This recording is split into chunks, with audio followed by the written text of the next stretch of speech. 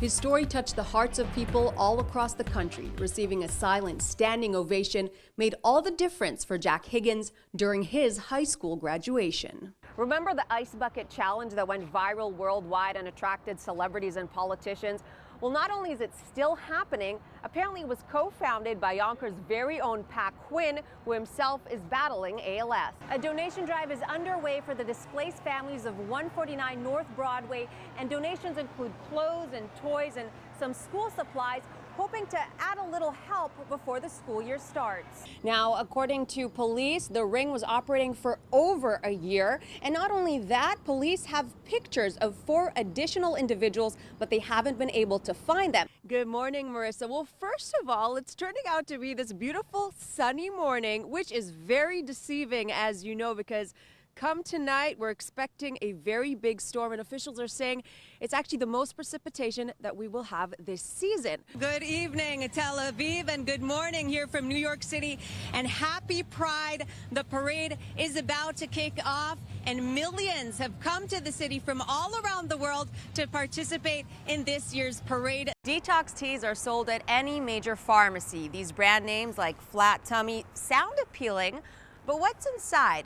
Well, the first ingredient here is senna, which is actually a laxative. Community members have gathered here on this very hot Saturday to toss some ice and show support for the fight against ALS.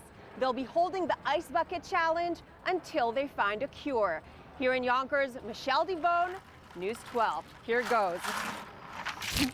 5 people have been arrested in an early morning raid by the Westchester County Police following a 4-month-long investigation. Now, these 5 individuals, all male, are being accused of stealing thousands of dollars from TJ Maxx, Home Goods, and Marshalls, as well as engaging in identity theft and credit card fraud. 4-month investigation into credit card fraud and identity theft led us to 5 early morning raids yesterday morning. We were assisted by the Westchester County DA's office and TJ Maxx security. This is just some of the $500,000 in goods police say this ring stole. The 5 suspects allegedly used fake IDs to apply for credit in a scheme that would have likely continued had TJ Maxx not spotted the irregularities. They would then take the credit cards and buy merchandise, mainly clothes, at the TJ Maxx's from Long Island to Queens to Westchester County. And they were able to obtain false identification using these machines,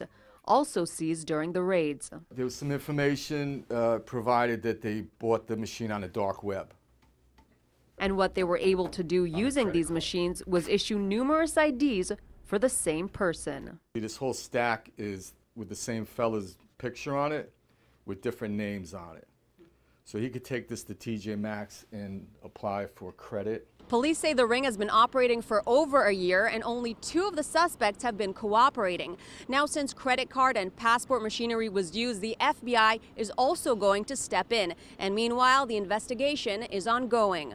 We're here in White Plains. Michelle DeVone, News 12. Nina Cordero of Yonkers was killed in a car accident when she was just 19 years old. And today, 2 years since that fatal accident, her family and friends are gathering to remember her in a special way.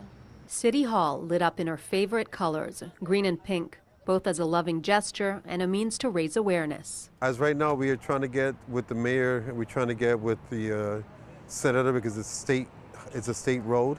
So we're trying to get in contact to see what else we could do. The family working with the city to try and make a difference and reduce speed, especially on Central Avenue, the place of the accident. We're just trying to get the word out, and you know, if we could prevent any more accidents that are happening. A Puerto Rico native and graduate of Yonkers Roosevelt High School, Cordero was set to begin college before her life was cut short.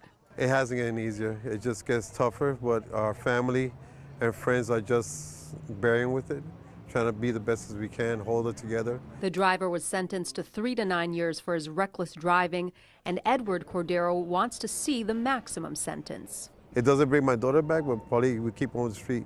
We love you, Nina. Family and friends released green and pink balloons in Nina's loving memory and hope they can prevent others from experiencing the same heartbreak. In Yonkers, Michelle DeVone, News 12. Santiago Nunez, the 23-year-old Uruguay national who arrived to the U.S. at 6 years of age, is being held at an ICE facility in Arizona. His friends and family rallying for his release. Nunez was vacationing with his wife, Gabby, a U.S. citizen, when he was stopped and detained back on February 16th. He has been held at an Arizona facility since, and his family and friends have been working to raise public awareness and gain support for his case.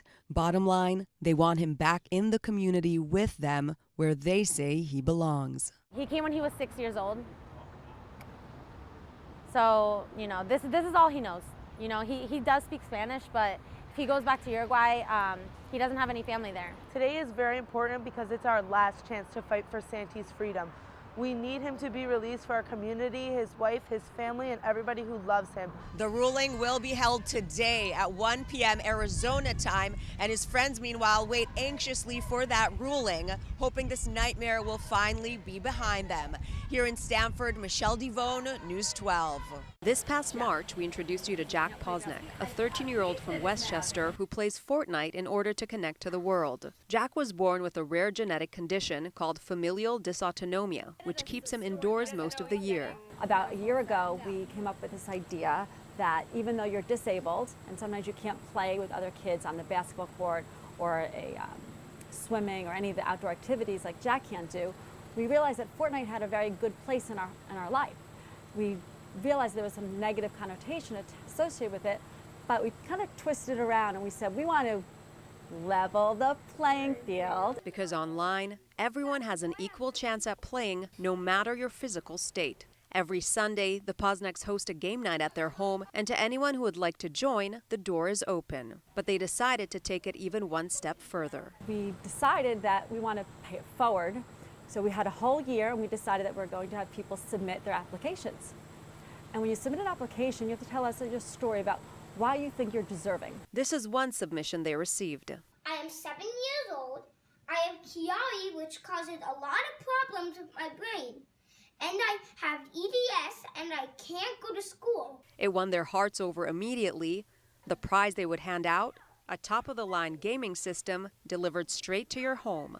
Ian has no idea that he's about to meet Jack today. He is going to be so excited. Not only will he be meeting Jack, his Fortnite buddy, he will also have an in-person play date, the first in many years. He's on a homebound program from the school district, so his teachers come to the house and his therapists come to the house. He has an immune disorder, as well as Ehlers-Danlos syndrome. His heart rate fluctuates and his body just doesn't work like it should. So you can imagine the excitement for both of the boys to finally meet. Hi, Jack. Oh, you know it's Jack. And while the special reunion touched everyone present, Ian and Jack seem to be happiest just sitting side by side, doing something many take for granted, hanging out and playing video games.